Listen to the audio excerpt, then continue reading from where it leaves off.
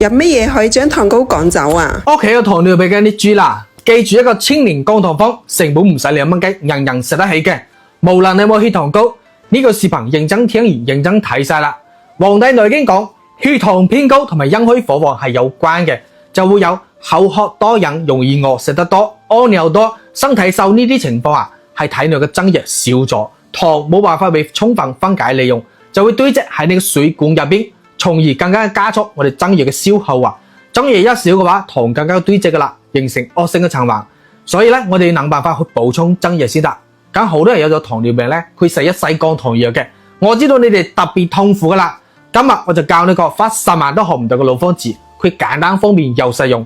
用玉竹實克、麥冬實克、黨參實克一齊去煲上。玉竹咧佢養陰潤燥嘅，麥冬就生津止渴，黨參就補氣健脾啊。啱晒嗰啲陰虛火旺、引發血糖高排嘅人嘅，真係好處真係多多噶。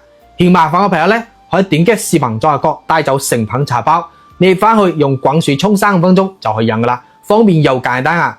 有需要嘅朋友快啲帶翻去飲起身啦！